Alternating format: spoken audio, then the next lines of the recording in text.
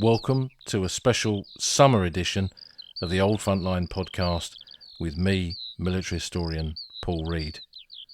In this episode, we'll take a walk on the battlefields near Passchendaele. We'll talk about some of my recent visits to the landscape of the Great War, and we'll have an extended question and answer episode to answer some of the many questions that have come into the podcast lately. So let's begin in Flanders. It's high summer on the old front line, and I've been lucky to spend a lot of time there in the last month or so. My work as a battlefield guide has taken me across that landscape of the Western Front, from Flanders to Picardy and Artois.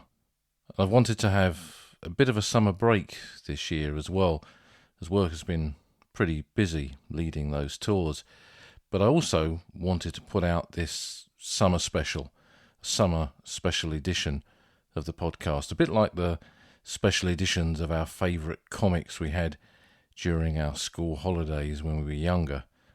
Well, perhaps not exactly like those, but I've been out on that old front line, on that landscape of the Great War with groups, and working for the last few weeks with my good friend Dr. Victoria Humphreys, and that's taken us from some of the dark chapters of the Second World War, but which of course crisscross with the First. We went to Fort Breendonk, for example, to look at that as a concentration camp, as a Holocaust site from the Second World War, and it was a 19th century fort that took part in the defence of the National Redoubt around Antwerp in 1914, with Rupert Brooke and the men of the Royal Naval Division not being that far away.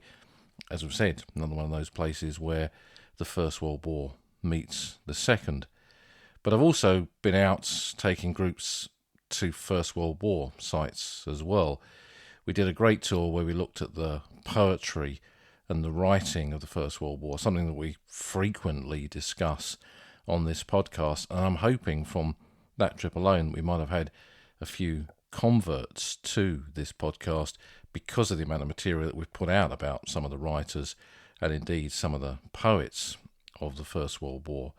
And we finished off with walking the battlefields around Ypres on a 5-day tour where we did 5 walks with our group. And those of you who are podcast supporters via Buy Me a Coffee and Patreon will know that we did a live broadcast from the Menin Gate, and I haven't done one of those in a couple of years. It was good to broadcast live from Ypres to those of you who support the podcast in that way. And myself and Victoria looked at the gate as it is at the moment, the kind of physical state of it in terms of how it's being renovated. It's far from complete, but once again you can walk into the gate, and the last post is now being played once more beneath the Menin Gate. It's a much smaller space for that to happen, but it's good to see that back in place. Really good. And coming back to that live broadcast that we did from the Menin Gate, we spoke about commemoration and remembrance, and whether there was an equality in remembrance at sites like the Menin Gate, where for those on the lower level of the panels you could actually touch names, but those whose family members were at the very top, that was impossible. And we also had some poetry from it, and I think that kind of worked really, and there was a record number of people attending that, and it'll be on YouTube, and I'm going to put that out there for eventually everyone to see as well. So hopefully all of you who listen to the podcast will find that of interest, and you'll find that via the Old Frontline YouTube channel. Now, on that week that we were in Ypres, from where we were able to do that broadcast, we spent a lot of time on the ground walking with the group, out on the battlefields, within the city walls itself as well. But there was one walk in particular that week. I've done that tour before, not for a couple of years, but there was one walk on it that always affects me. A particular bit of ground that I find fascinating to visit and walk and connect to, and that's the grounds between Tynecott and the village of Passchendaele. There is, as we said to the group, something incredibly important and vital, really, that helps us connect to that landscape of the First World War simply by walking it. You can get perspectives that you can't get in coaches and you can't get in cars or on a bike, or I've seen people do it on horseback as well. But walking that ground, kind of seeing it from the soldier's perspective and seeing how the landscape changes and the contours affect what you can see and what you can't see, all of that, I think, brings about a greater understanding of that landscape of the First World War and how it affected the battles of more than a century ago and what we make of it more than a century later, because we're seeing how the past and the present intermingle when we examine and walk through and reach out and touch that landscape of the First World War. So there's a lot to gain from it, and I think certainly the particular group that we walked the ground with that week did get a lot from seeing those battlefields in that way. And again, I hope that it brought a few new converts to the podcast as well. And if that's one of you who's with us in Flanders, you're listening now, hello. So as that was a particular walk that affected me that week, I thought I'd share a little digest of it with you now. And we started at Tynecott Cemetery. Now, there are 2 podcasts looking at different aspects of Tynecott history that you can go back through the podcast catalogue to find. But every time I stand there, and there is that vast regiment of the dead, of British and Commonwealth dead, men from the far corners of the British Empire brought together in those fateful years of 1914 18, who died, as the veterans often referred to it as, in defence of Ypres, standing there like sentinels looking across that battlefield, and in the distance, less than 9 miles away, are the spires of that city, St Martin's Cathedral, the Cloth Hall, and St Jack's Church, near to the Menin Gate. You can see that sacrificial ground between the siting, the deliberate siting of Tynecott as this representative cemetery with nearly 12,000 burials, the vast majority of them brought in from the surrounding battlefield, but reflecting all 4 years of the war in Flanders, the 4 major battles, many of the side shows, every rank in the cemetery from private to brigadier general, probably every regiment and corps of the British Army, and many new ones like the Army Cyclist Corps and the Machine Gun Corps and the Royal Flying Corps and the Royal Air Force. They're represented amongst the burials as well.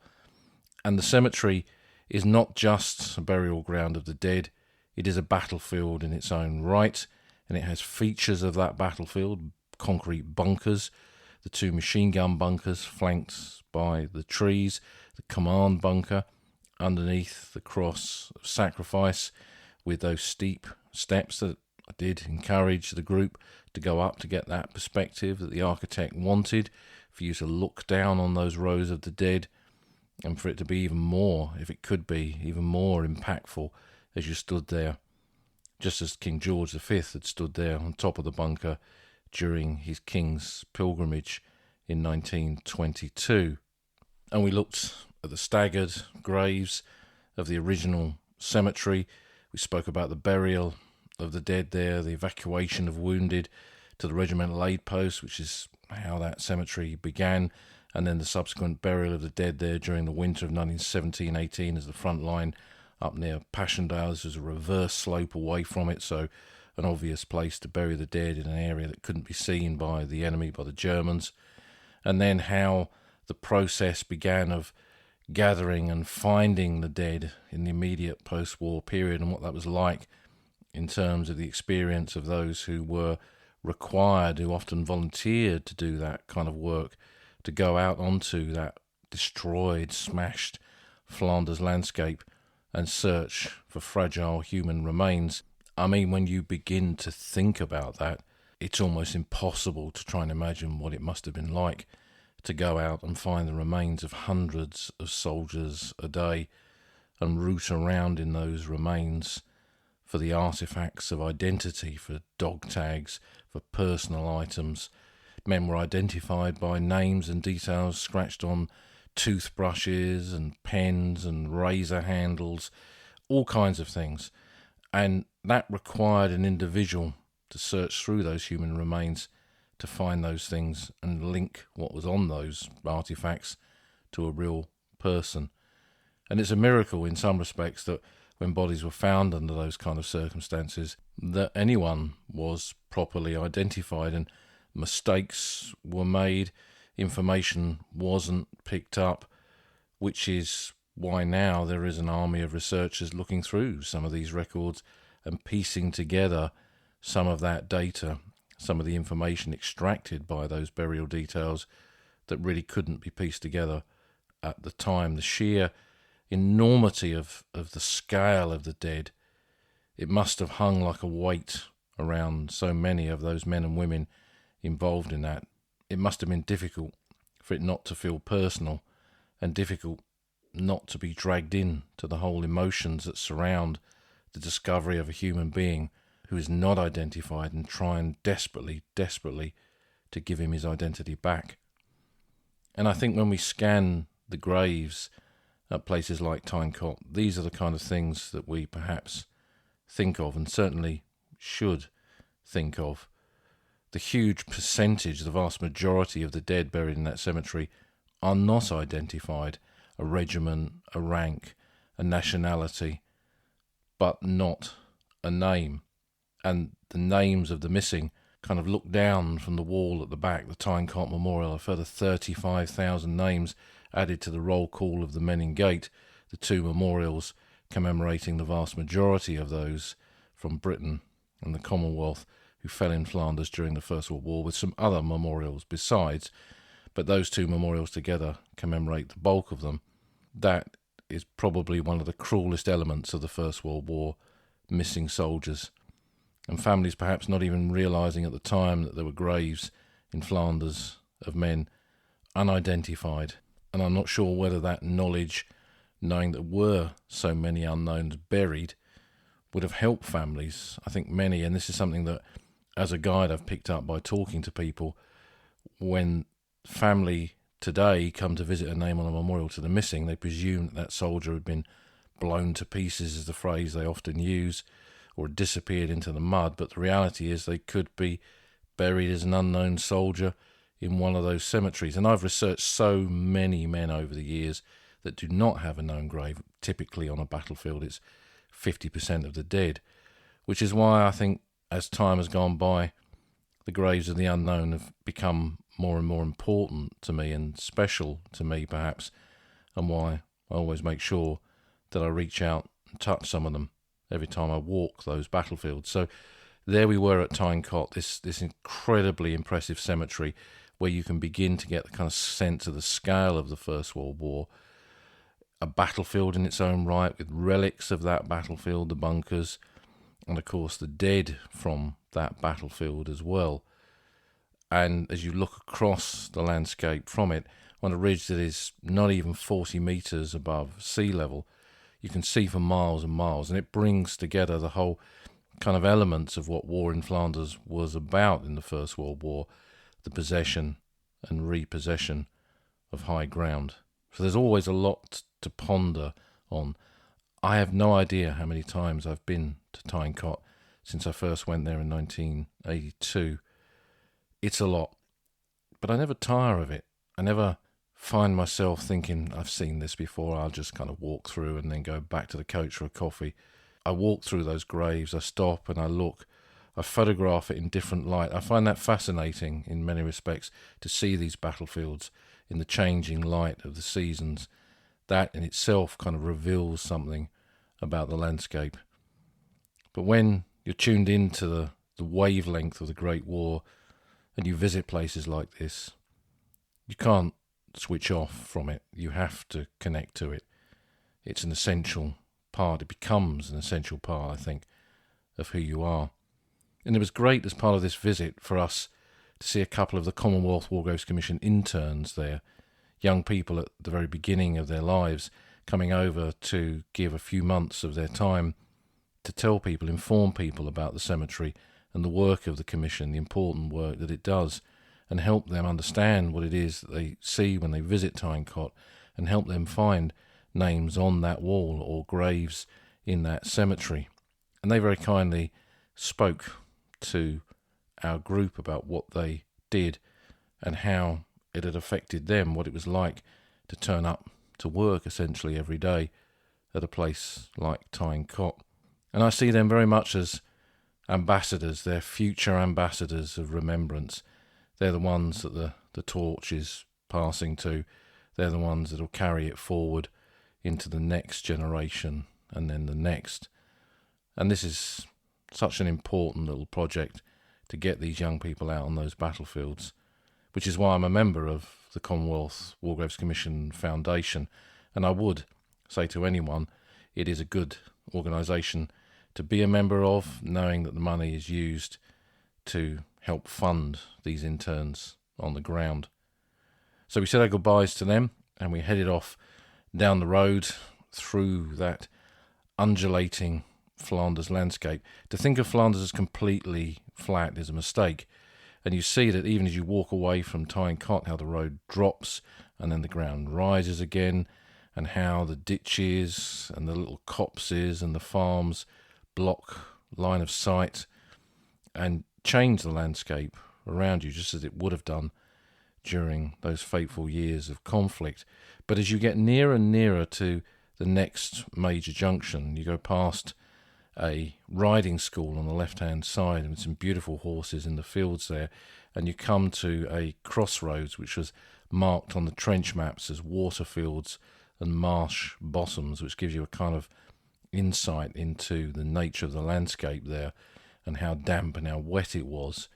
And then you are in Passchendaele, you are in that approach to Passchendaele village, that iconic battlefield that if most people in the street were asked about the First World War and said, tell me what the First World War looked like, they would think of Passchendaele. They would think of that lunar landscape of shell holes and mud and muck and slime and endless craters going off into infinity with tiny faces of men looking out of those craters at a camera. And there are so many images taken by official photographers who shared the dangers of the front line with those fighting troops and came up to capture the very essence of that battle in black and white photographs. And I've seen some of them colorized. My good friend Marina Amaral has done absolutely exceptional work on the colorization of First World War images. But there's something particularly affecting about the black and white images of Passchendaele, particularly the Canadian ones, where we stood at that crossroads became the Canadian front line in the approach to their attack on the 30th of October 1917, and just over 10 days later, Passchendaele, Cress Farm, and everything else around Passchendaele was captured by the Canadians at the loss of over 16,000 men. And here we see the price of that final victory, the price of the capture of the village that would, for most people, give that battle its name. And those images of Canadian soldiers on this landscape, I think, are perhaps amongst the most haunting of the conflict. Not every day of the First World War was Passchendaele. Not every battle was Passchendaele. Not every soldier's experience of that war was Passchendaele. But it is a battle, I think, that will resonate through all time to future generations who will look back and try and understand the First World War, struggle to understand it when they stand on a landscape like this and they try and imagine that landscape that they've seen in the pictures of 1917. And walking through it, you kind of think what is around you. And we spoke about the whole nature of the Canadian forces that were there, this incredible multinational force, one of the most multinational forces on the Western Front in the British Expeditionary Force. And we spoke about Canadian First Nation soldiers who had enlisted in great numbers during the First World War and had served, and many of them killed. I've stood at so many graves of First Nation soldiers over the years. We spoke about their role as snipers on the battlefields and how many of them were decorated for bravery, and how it's taken a long time for their contribution to Canada's part in the First World War to be properly recognised. But we then went on to talk about, this massive multinational force that the Canadian Expeditionary Force became, to the very nature of what Canada had been in the decades before the First World War. And this was through immigration. People came from all over the world to work and to live and to find their way in Canada. And the army that was recruited in 1914 and 15 and eventually the conscript army very much reflected that. So when we travel to cemeteries where Canadians are buried, we find that many of them were British born, but they can be from many other nations besides. In the cemeteries not far from where we stood, in that valley before Passchendaele, there were Canadians who were born in Belgium, in France, in Russia, in Norway, Sweden, and even some who had German ancestry. It's always been one of the things that has fascinated me about the Canadians in the Great War, that these men who had so many individual identities yet could step forward as volunteers and fight for a country which in many cases they'd perhaps only been a part of for just a few years. And I'm sure there's a lesson for modern times there. And with thoughts of that, we continued our walk through that landscape. We stopped about halfway between Waterfields and Marsh Bottoms and Cress Farm on the outskirts of Passchendaele and spoke about Talbot Papineau. He was an officer in the Princess Patricia's Canadian Light Infantry, someone I've mentioned a few times on this podcast, killed in that valley in the attack there of his regiment in that Third Battle of Ypres. He was an original officer of the Princess Patricia's Canadian Light Infantry, the PPCLI, named after the daughter of the Governor-General of Canada, who was a grandson of Queen Victoria, so she was a British royal princess, and the regiment was named in her honour. Papineau was one of the original members of it. He'd been awarded the Military Cross not long after coming to France in late 1914, and he'd then been transferred to the staff, a job that, when you read some of his letters, he both kind of loved and hated, and eventually put him for transfer back to his battalion and was killed leading his men over the top in the attack on Passchendaele village.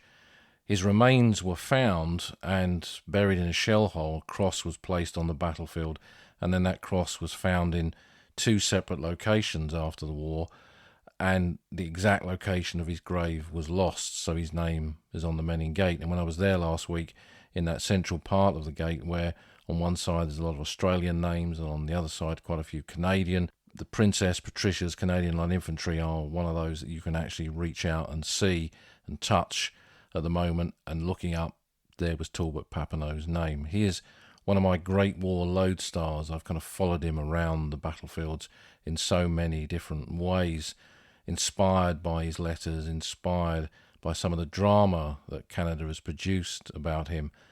And he will always, for me, be a fascinating character that kind of speaks to the essence of what many of these Canadians hoped and dreamed of beyond that war, because he was a promise of greatness, a protege of the then Canadian Prime Minister.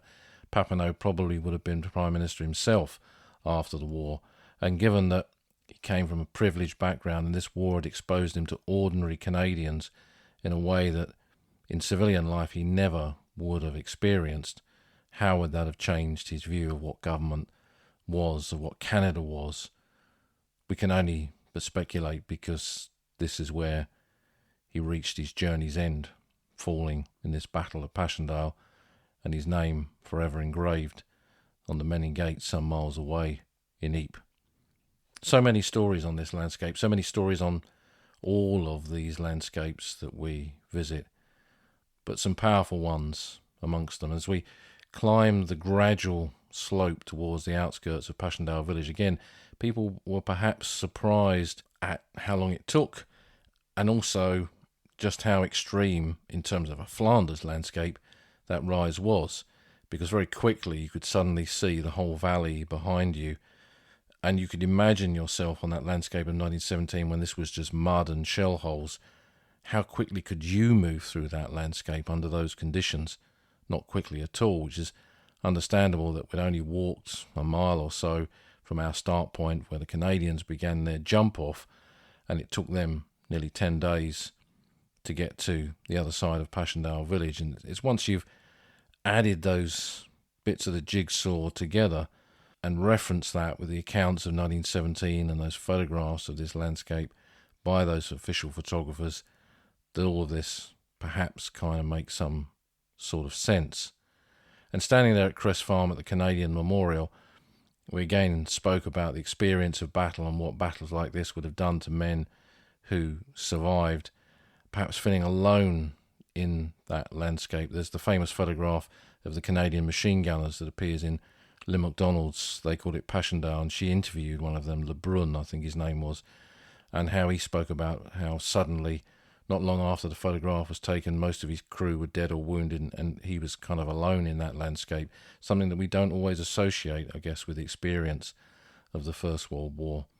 But on a misty day, in an alien landscape of shell holes, where you can't see any friendly faces around you, it must have been a very strange experience indeed. And there's another account of the capture of this position, saying how the ridge was taken, the Passchendaele Ridge, but the battalion was lost, and for many Canadian units who fought here, their casualties were very high indeed. 16,000 Canadians killed, wounded and missing in that valley that separates that ground just beyond Tyne Cot with the village today. And from Crest Farm we went into the centre of Passchendaele village, a modern, thriving Flemish community, just as it should be, with shops and famous today for its cheese and its beer. People go about their lives. They live their lives just as they should. But it's sometimes difficult to equate what is a pleasant place to visit now, with some nice little cafes and a nice town square with a bronze statue of a fox trying to catch a bird in a tree, which I think is some kind of Flemish children's story, a reference to that. We look at all this and we wonder perhaps where the Passchendaele of 1917 is. Could it have ever been? But the photographs, the air photographs, and we showed some of those to the group, showing the village before the battle, during the battle, and then after the battle, where the only thing that kind of marked the fact that the village had been there was a smudge on the ground and a big pile of rubble where the church had been. That was the reality of Passchendaele a century ago. And we stood in front of the church and took the group inside, because in there, as I've mentioned again in previous podcasts, is the memorial to the 66 East Lancs Division, who attacked alongside the Australians in the first pushes towards Passchendaele village before the Canadians arrived, and lost tremendous casualties. They were territorial battalions recruited locally, and even in 1917 those losses could affect communities as they did. And this wasn't just a traditional monument they chose to place here. This wasn't just an obelisk. It wasn't a bronze figure of a brave Tommy.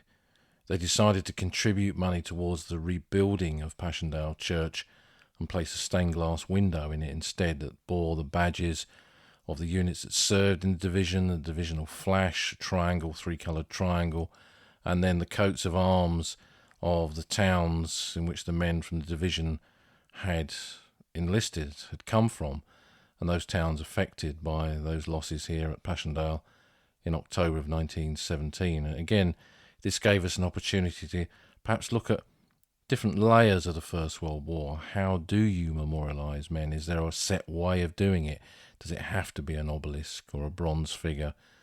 Are there practical ways of memorialisation? And do they mean more, perhaps, to the families of the fallen, knowing that those deaths had not been in vain and that practical help had been given to ordinary people like them?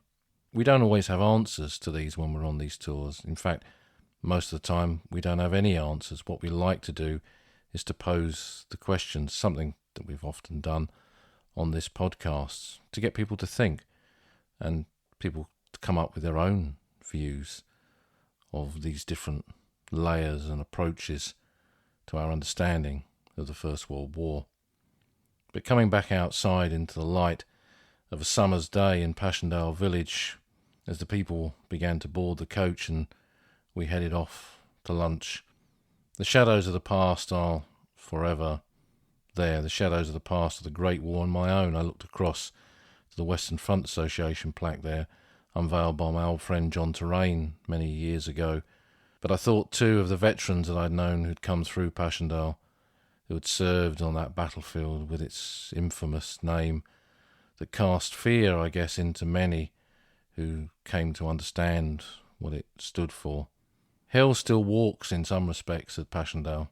It's muted these days, but it's there beneath the surface, one of those many layers of the landscape. You can't escape it when you know what man did to those fields and those lanes and those woods and those houses and farms and places where ordinary humans loved and were loved. Mankind changed it forever. Nature reclaimed it, and eventually those communities were rebuilt. And the greatest victory of all is that despite what lies beneath, life returned and returns to Passchendaele more than a century later. So with thoughts of the swifts that I saw darting over the crops in the valley before Cress Farm, let's move on to the second part of this summer special and a slightly extended question and answer session to finish off this episode. The main podcast will be back in early September, going weekly again with main episodes and question and answer episodes intermingling amongst that, and lots of interesting subjects to come as we move from harvest time into the autumn, eventually to the winter, and the seasons changing that landscape of the Great War. But for now, everyone, enjoy your summer and see you in September. But let's have some Q&As.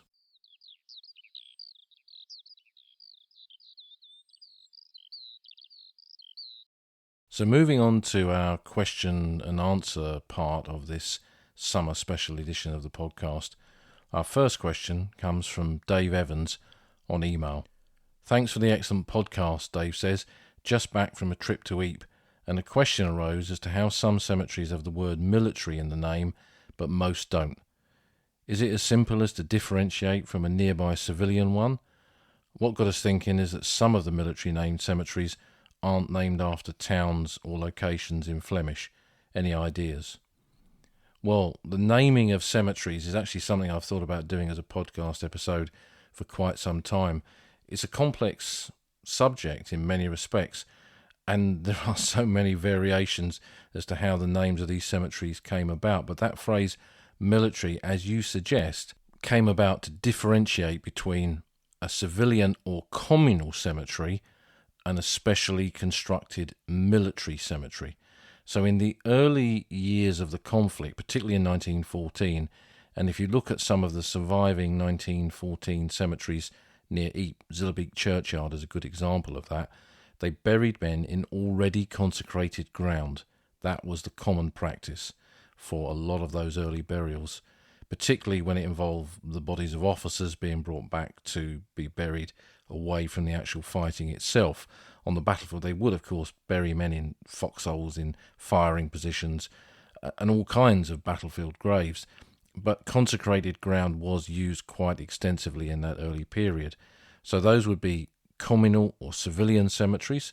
And then as the conflict went static and trench warfare began, and the British decided fairly early on that to bury your dead in the actual front line, as some combatant nations did, was not a good idea, because if you buried the dead in your trench, at some point, if you didn't exhume that body during the construction or reconstruction of that trench, then enemy artillery or trench mortar fire may well do that for you, and you could have troops surrounded by rotting corpses, and the chance of disease would spread.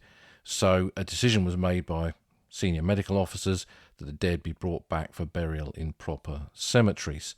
So during that beginning of that static period, proper military cemeteries were constructed just behind the front line, and some of those were called whatever military cemetery, and whatever being the name of the place where it was. And sometimes they would be named after units that were there, places that connected those units to where they came from. Sometimes they would be named after trenches or positions on the battlefield. Duhallow ADS Cemetery, Essex Farm, 2 cemeteries named after dressing stations that were on that part of the battlefield, for example.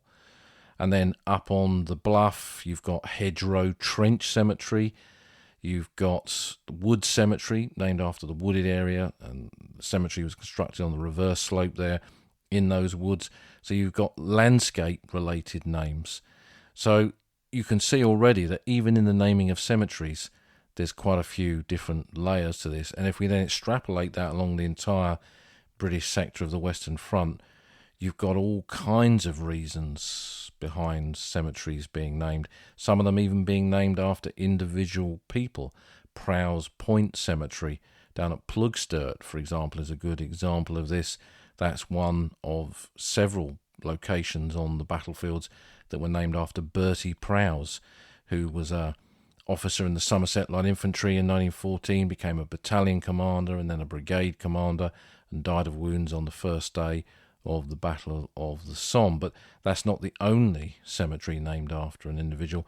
There are some others. And then we did a podcast about the crater cemeteries, Zivvy and Lichfield cemeteries up on Vimy Ridge, Canadian cemeteries, where the dead were buried in earlier mine craters.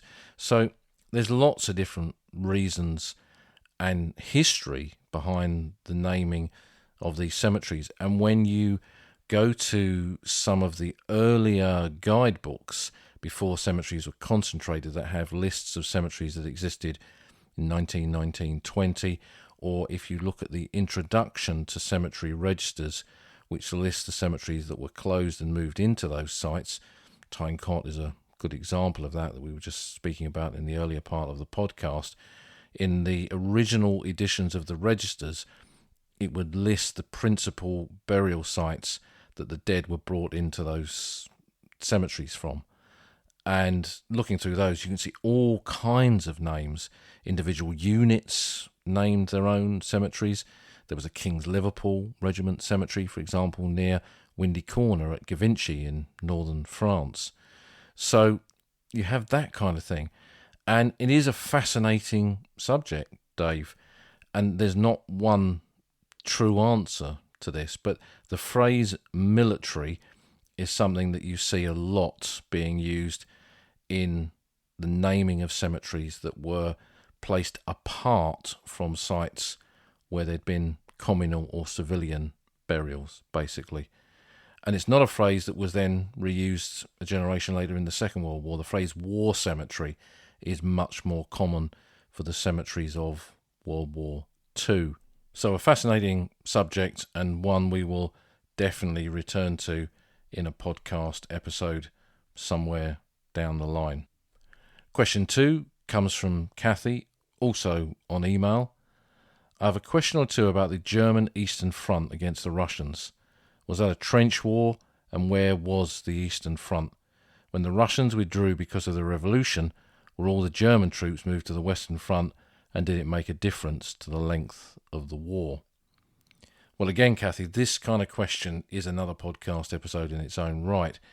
But essentially, if you look at Germany before the Great War, they were frightened of the idea of a war on two fronts, with those two allied nations, Russia and France, mobilizing simultaneously, and Germany being squashed in the middle, which is why the Schlieffen Plan, drawn up by Count von Schlieffen all those years before the Great War, saw a lightning war, a blitzkrieg, dare we call it, to be fought against the French first, to knock France out of the war, and then concentrate on the greater enemy that was Russia.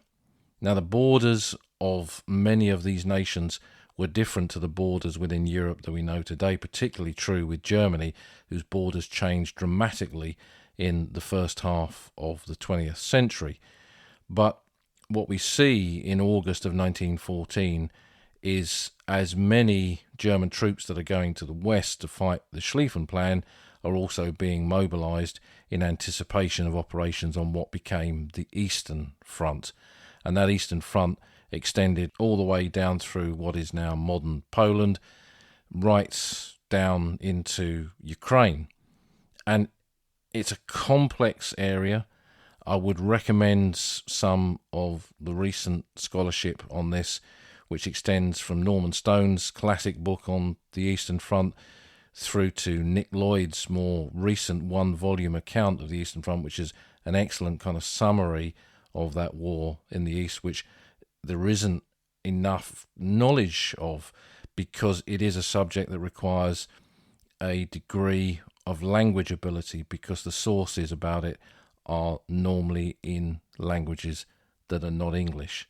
So to tap into this, you need to know German, and you need to know Russian, and you need to know a few other languages besides, because as the war progressed, more and more different nations were drawn into elements of what became the Eastern Front, Bulgaria and Romania. British troops did serve there. The Royal Naval Air Service sent an armoured car squadron there, for example, during the First World War. And then after the Russian Revolution that you refer to, this made the whole front more complex, and eventually it would lead to the arrival of British and Allied troops to fight on the side of the White Russians, who were still loyal to the Tsar, in what became a Russian civil war. And as Russia, through that civil war, post that revolution, descended into a kind of anarchy with two set sides fighting each other, and other nations kind of getting involved in this. When you read the accounts of that Royal Naval Air Service armoured car unit, they eventually find themselves fighting just about everyone. They find themselves fighting the Germans on the Eastern Front, Bulgarians, and eventually Bolshevik Russians as well. It's a complex period of First World War history. And it was a theatre of war that saw massive battles like Tannenberg, which saw terrible defeats for the Russians and huge numbers of Russian prisoners of war taken, many of whom ended up on the Western Front being used as labour troops. It was a place where poison gas was tried out before it was used for the first time in the West at Ypres in April 1915.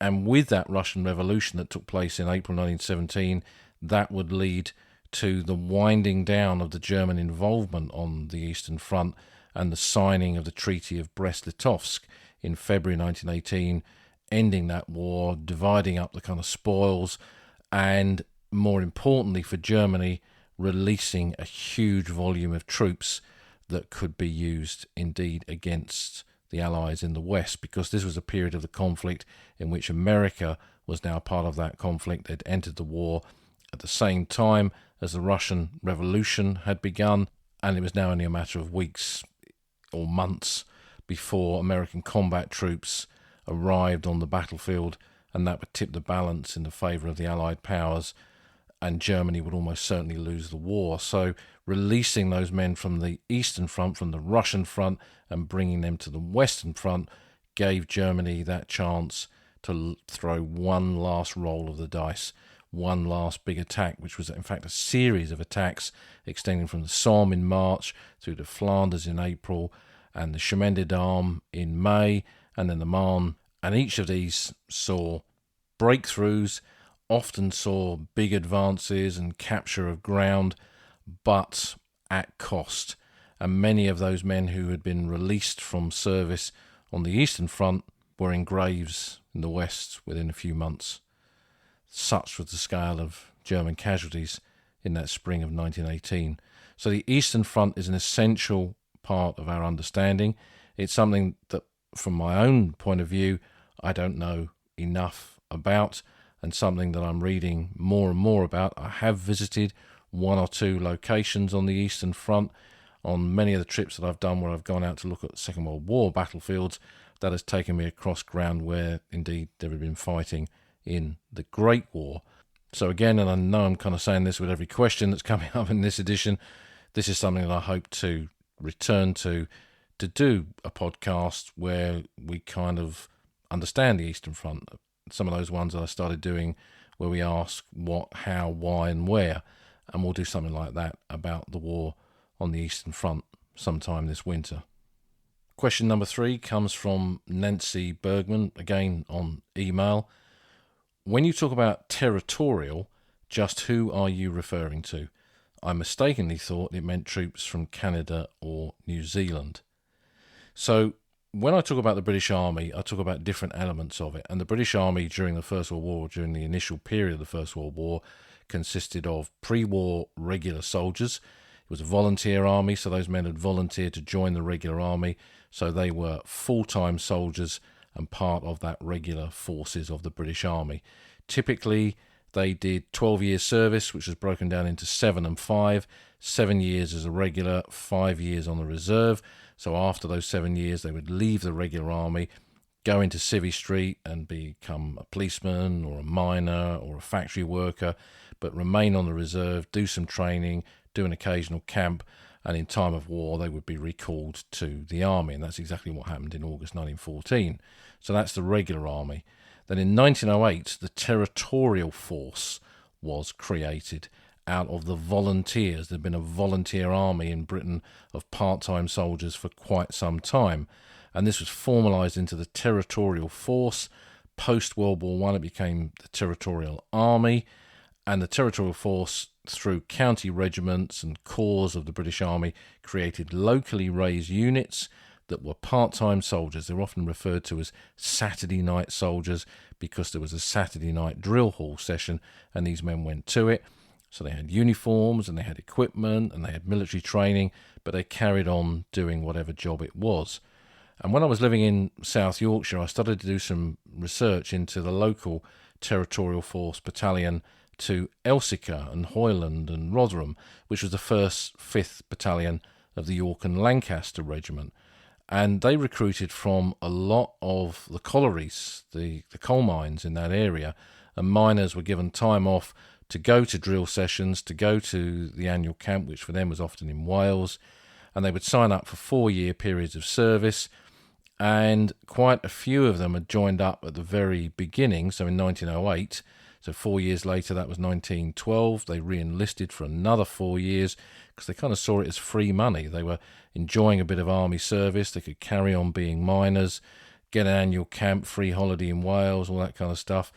But if you add 4 to 12, you get 16. So the ones that re-enlisted in 1912, their period of engagement ended in 1916. And a lot of the coal miners in the 1st, 5th York and Lancs were able to take their discharge then. While the war was going on, because they'd enlisted for a set period, they could say to the army, cheerio, bye-bye. And they left. And they went back to Elsica, they went back to Hoyland, they went back to Rotherham, wherever it was, and they went back into the pits, went back into the mines. And some of them were reconscripted later in the war, but others remained miners for the rest of the conflict. So that's a kind of a long-winded answer, but what I'm talking about here when I say territorial are those kind of men, territorial soldiers of the Territorial Force, part-time soldiers who had enlisted before the war for part-time service. So they were not in the army all the time, they carried on a normal civilian occupation, but could be mobilised in time of war. And from 1912 onwards, they brought in the Imperial Service Obligation for territorials, which then enabled them to serve outside of Great Britain. Prior to that, they were only deemed for home service, but it was realised these men could be used to be sent to India or Gibraltar or Malta or wherever it was to relieve regular units and allow them to serve wherever the real shooting war was located. So, Nancy, this is what I'm talking about. It's kind of a British Army terminology. And when it comes to Canadians and New Zealanders, they would have been called Empire troops at that time, a term that we wouldn't use today. We'd refer to them as Commonwealth troops, but that was the kind of terminology of the day. They had their own kind of territorials, often referred to as militia. So they would have been part-time soldiers in locally raised units, which would then, in the case of Canadians, a lot of those militia units were then formalised into battalions or became nucleuses of battalions of the Canadian Expeditionary Force. So that becomes a kind of separate subject. But the other element of the army, in fact, another two really. So we've had regulars, we've had territorials, there were, of course, the volunteers of 1914, the men of Kitchener's army, the new army. These are the men who responded to Lord Kitchener, Secretary of State for War, famous poster of Kitchener pointing at you, enticing you to enlist for king and country. There was that type of soldier, so that added a third type of enlistee into the army, the British Army, to this kind of element of military service. And the fourth and final one was the conscript. When conscription came in 1916, men were conscripted, and by the end of the conflict, they were conscripting men up to the age of 55. They wouldn't necessarily send 55-year-olds into the trenches, but those older men would do rear echelon jobs, drivers, work in field bakeries or stores, and release younger men to actually go into frontline infantry units. So that's kind of how it's broken down. Regular soldiers, when I talk about territorials, I'm meaning the men of the territorial force, those part-time Saturday night soldiers. Then you have the wartime volunteers and the conscripts. And we've touched on elements of all of those in different podcasts in the past, and no doubt we will return to them in the future as well, because this kind of structure and history and background to these units of the British Army is a fascinating element of Great War history. So, question number 4, again on email, this time from Steve McQuaid. Steve says, I'm reading Lynn MacDonald's 1914 and finding it really interesting. It references the artillery more than other books I've read, but reinforces the fact that I don't really know how the artillery functioned. Loads of questions here. How far back were the different calibers? How often did they have to move? How much time was spent in counter-battery fire as against attacking troops and infrastructure, and what remains in the landscape to show the artillery were there? Not the craters, but the locations from which they fired. This is all relevant to me personally, as my great-uncle was RFA, that's Royal Field Artillery, and was killed near Ypres in July 1917 by artillery fire while going back to a position to collect the telephone, and is buried at Canada Farm. Well, Steve, as I've often said on this podcast, the artillery were the king and queen of the battlefield in the Great War, and you can't understand the First World War unless you understand artillery. And again, this is almost certainly going to have to be a podcast episode at some point where we look at the gunners and how they operated. But to answer your question, your many questions here, how far back were the different calibers? Well, when the war broke out, there were 3 branches essentially of the artillery. The Raw Horse Artillery, they had 13-pounders generally, and they were to be attached to cavalry divisions on the whole, mounted units. Then there was the Royal Field Artillery that had field guns from 18-pounder calibre through to 4.5-inch howitzers, and then the Royal Garrison Artillery that was 6-inch guns and above, going up to 12 and 15-inch calibre. There was also on top of that a Royal Marine Artillery that had 15-inch naval guns, and there's some famous film of them wearing kind of galoshes in the rain firing that gun as part of the Battle of the Somme film. I think that's in. But in terms of the Army Artillery, it's the RHA, Royal Horse Artillery, RFA, Royal Field Artillery, and RGA, Royal Garrison Artillery. And you have light, medium light, and then heavy guns, essentially in those 3 different categories. In 1914, artillery was generally used to fire over open sights. They were not doing very much, if any, indirect fire. That was something that came about once the war went static, and the artillery and the army had to learn more and more about that. The difference with that is the use of shrapnel, which was not to cut wire, of course, in 1914, because that kind of war had not been imagined on this scale. It was there to take out enemy infantry. That would be fired indirectly to burst over a battlefield and rain down shrapnel balls on opposing infantry. So the artillery already in those first months of the war began to adapt to the conditions of how the war changed. And I don't think there's a set distance in terms of calibre and purpose and then distance from the front. But essentially what you have when an infantry division is in the field, it has 3 Royal Field Artillery brigades, and they are a couple of thousand or more yards behind the front line position, 1 or 2 map squares essentially away from those forward positions, where their guns would be sighted in forward positions so they could give fire protection to a unit in the line and also give it fire support if it made an attack from that front line towards the enemy positions. Behind them, a bit further back, would be the Royal Garrison Artillery, and depending on the calibre, the bigger the calibre, the further back the gun was. Now this created problems. All this distance from the actual battlefield with these field gun positions created problems because there was no radio communication. They relied on static communication or fixed communication involving signallers with lamps, or flags to semaphore or morse back information to relay points and then to the gun sites themselves. Or you'd have a forward observation officer in a frontline observation post, an OP, an OPIP as it was called, where he'd be spotting for the guns and have a fixed telephone line back to the battery and correct their fire using a field telephone.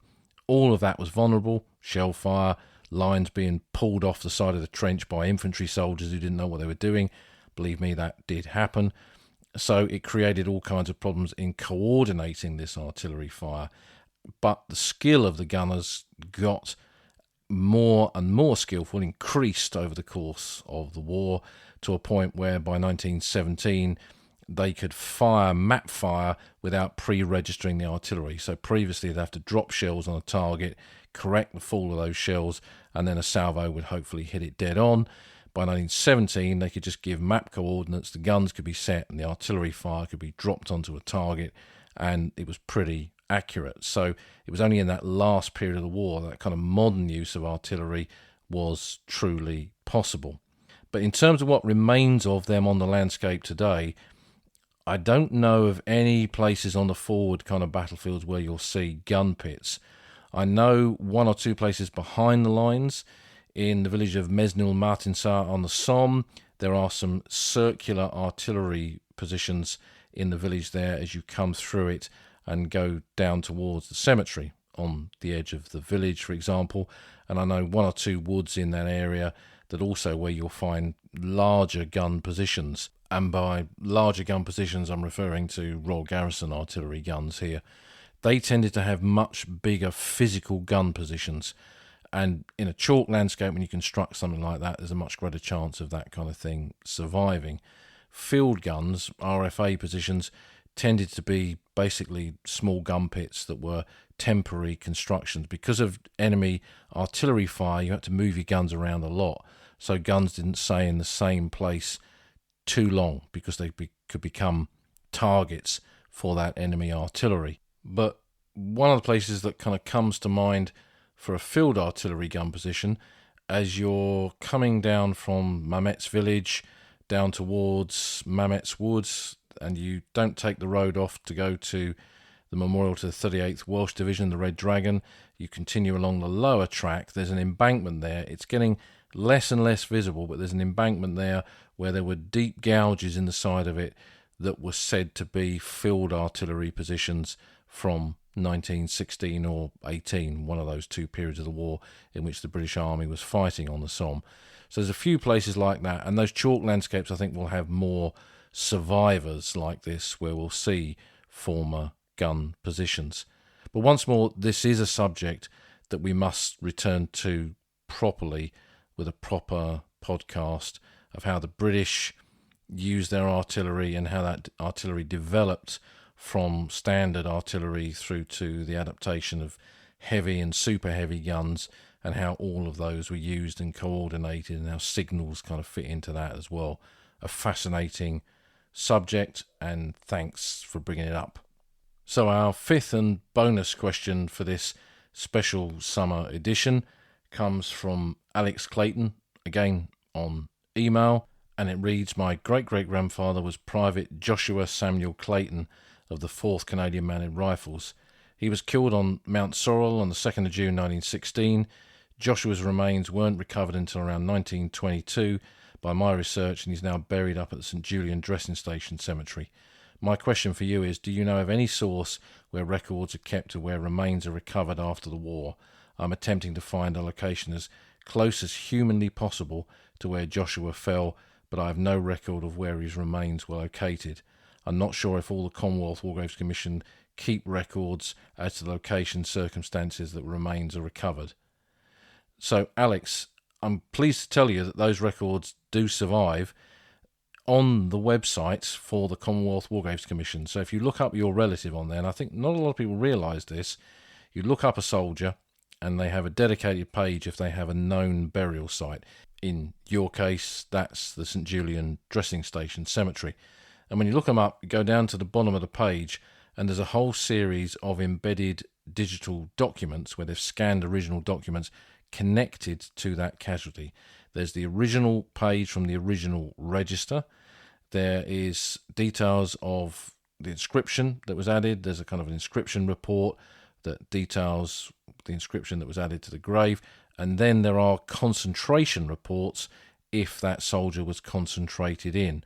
And that will tell you where that burial came from. In most cases, it gives a precise trench map reference, which you can then go to the Western Front Association's Trench Mapper website and look up the relevant trench maps and plot that map reference and see where it was. And on that site, which is overlaid onto Google Earth, you can use a little slider and you can go backwards and forwards between the First World War landscape and the modern landscape to see where that is today. And I hope that will give you your answer.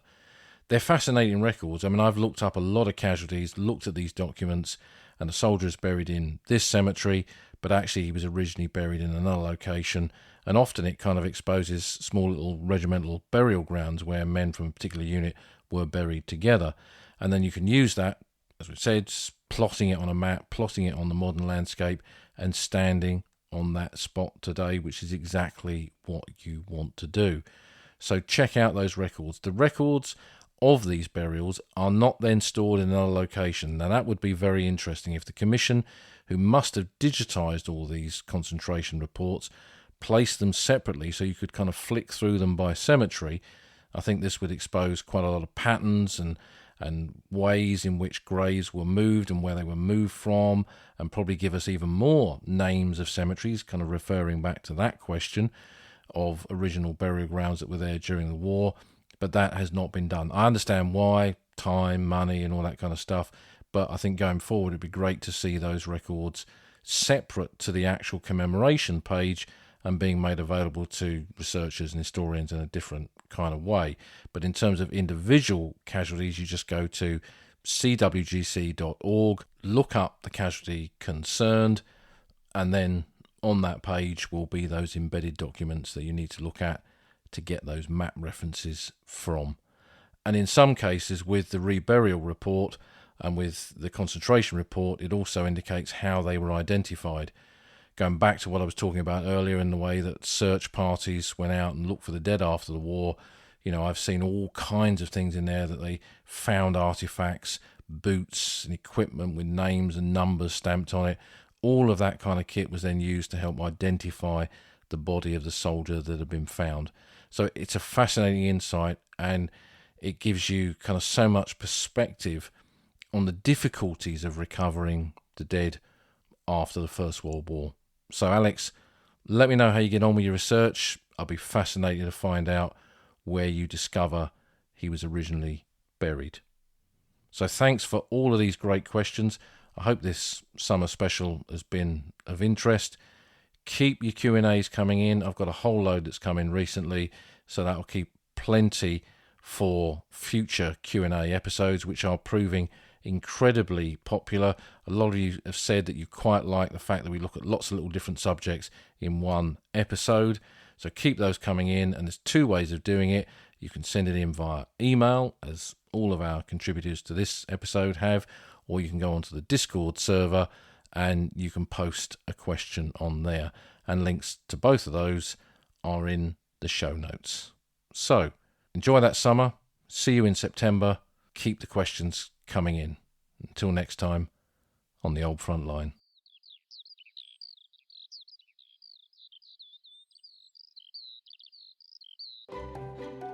You've been listening to an episode of the Old Front Line with me, military historian Paul Reed. You can follow me on Twitter at Somcor. You can follow the podcast at Old Frontline Pod. Check out the website at oldfrontline.co.uk, where you'll find lots of podcast extras and photographs and links to books that are mentioned in the podcast. And if you feel like supporting us, you can go to our Patreon page, patreon.com/oldfrontline, or support us on Buy Me a Coffee at buymeacoffee.com/oldfrontline. Links to all of these are on our website. Thanks for listening, and we'll see you again soon.